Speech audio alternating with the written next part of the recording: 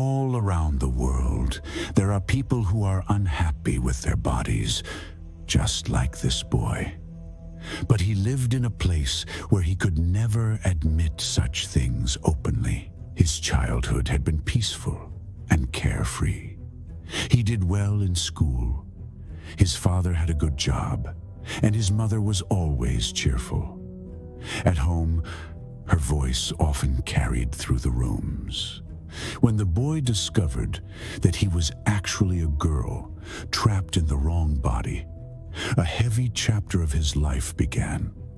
He was terrified to tell his parents, and he kept it entirely hidden from his friends. One evening, while having a drink with friends in the local tavern, he overheard a group of men talking loudly at a table. Something in their conversation sparked a fire inside him, a sudden courage to come out and finally live as himself. He was done lying. He was done living a life that wasn't his.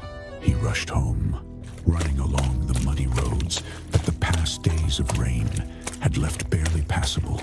Inside, his parents were listening to soft music, each curled up in their favorite chairs the neighbors had once envied, rare items that his mother had managed to obtain through a relative who worked on a ship. The boy burst through the door. "Close that door, boy," his father said immediately. "Dad, Mom, I need to tell you something. Something important," he said, standing before them. They put down their books. Mother switched off the music and returned to her chair. "Go on," she said gently, but the courage he had felt only moments before slipped away. The words he wanted to say refused to leave his mouth. He stood there, frozen. This was his moment. So why couldn't he take it? Then the faces of the men from the tavern flashed through his mind, and the determination returned. He took a deep breath, and he said it. His father looked up sharply. "What did you just say?" "Are you sure?" his mother asked right after. He nodded. Silence filled the room. He stared at the floor, overwhelmed by a storm of emotions. Why aren't they saying anything? Why is this taking so long? He wondered, trembling. "Can't you be happy for me?" he asked softly. But his parents still said nothing. "What will everyone think of our family?" His father worried. "I love my child, but not the path ahead," his mother thought. Finally, they spoke in unison.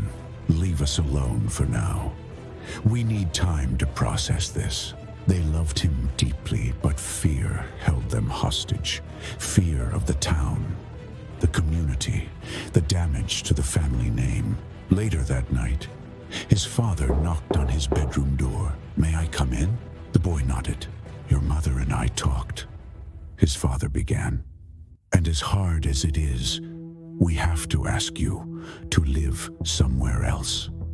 You know how the town thinks. We love you, but we can't let the family be ruined." The boy didn't answer. A tear rolled down his cheek. Landing on the bed he would not sleep in again, his father paused at the doorway, looking back with heartbreak in his eyes. He wanted to protect his child, but here he couldn't. The boy packed a bag with whatever he thought he'd need, until he found a place where he could be himself. His parents were waiting for him in the living room. His father pressed some money into his hand. "It's not much, but use it well," he said. They waved him off as he stepped into the night, toward an uncertain future. Afraid, nervous. Where should he go? Where could he go? He decided to return to the only place still open, the tavern. He needed time to think through the darkness of the night. The boy wandered aimlessly, After sitting at the bar for a while, he noticed a young man staring at him from across the room. He didn't mind, in fact. He enjoyed looking back. Eventually, the stranger came to sit beside him. They talked easily, laughing and teasing, until they ended up together in the restroom. It didn't take long before security caught them and called the police. Locked in a cold holding cell, fear wrapped around him like ice. I need to find a place where this can't happen. Somewhere I can be myself, he thought. Then, a police officer entered. Your father sent me, he said kindly. I'm here to help you. Come with me, I'll keep you safe. The boy followed without hesitation. Outside, a car waited. Across the street, a few officers were playing cards.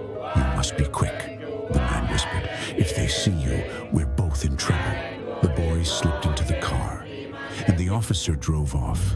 Where are we going? The boy asked. Somewhere safe, the man replied. After a silent drive, they reached a harbor. The officer pulled out a letter. From your father. Read it only when you've found a ship. The letter explained that he needed to travel to Italy and request asylum. When it was safe at home, he could return. He found 2 large ships, but neither indicated a destination. Then he overheard a group of men talking about sailing to Italy. That must be it. He followed them on board and hid in the cargo hold. Other stowaways were there too, and together they survived the journey unseen. In Italy, they were discovered and detained. During questioning, he explained everything and showed his father's letter. The officers promised to help. He was placed in an apartment with 5 other refugees. Their warmth and acceptance allowed him, for the first time, to be fully himself. Slowly, he began to look more like the woman he truly was. He developed feelings for a young man working at the center. They exchanged glances and shy smiles. The young man didn't know his secret. One morning, he found a bouquet of roses waiting for him. Now you have to talk to him, his roommate said. He did. But their first proper conversation was cut short by the young man's pager. Still, hope lit inside him. They met again that evening. They talked for hours until the young man had to leave. They shared a kiss that night. His roommate asked whether he had told him the truth yet. Tomorrow, he said. But the next day, he couldn't find the mysterious boy anywhere until a car arrived at the gate.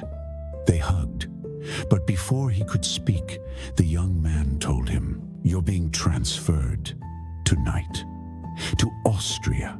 Hours later, it was confirmed. At the bus, they hugged and kissed goodbye. The new center felt like a prison, dark, unfriendly, hostile. He was miserable. After a week, a letter arrived. It was from his beloved, who happened to be nearby on vacation and wanted to see him. Overwhelmed with loneliness, he decided to escape that very night. He used the thunderstorm to mask his escape. He walked for hours and hid in an abandoned house. He made his way to a tourist village where his beloved would be. He couldn't afford a ticket, so he waited outside on the parking lot.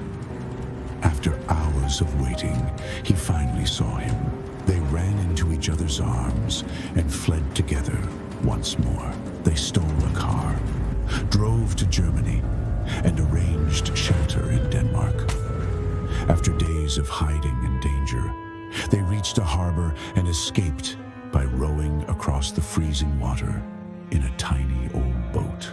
In Denmark, a friend sheltered them, but suspicion grew in the village. They had to flee again. A friend arranged a flight to Bali through an underground cargo pilot. Police raided the house before they could leave, but they escaped through a hidden cellar. The pilot flew them as far as Vietnam. From there, they struggled to find a boat to Bali. Eventually, a rugged fisherman agreed to take them if they helped him on stormy seas. The waves were merciless, but they survived. The storm pushed them straight to Bali. In a small fishing town, they found work. He became a seamstress. His beloved became a fisherman. They discovered an abandoned house destroyed by police and secretly restored it. After months of saving, they bought the property, he wrote to his parents. Months later, they arrived unexpectedly. They cried, embraced him, stayed for days, and finally returned home. But now, with peace in their hearts. That evening, his beloved surprised him with a hand-drawn portrait of his parents. He held it to his chest. Here, with him, in this small home by the water, he was finally happy. He was finally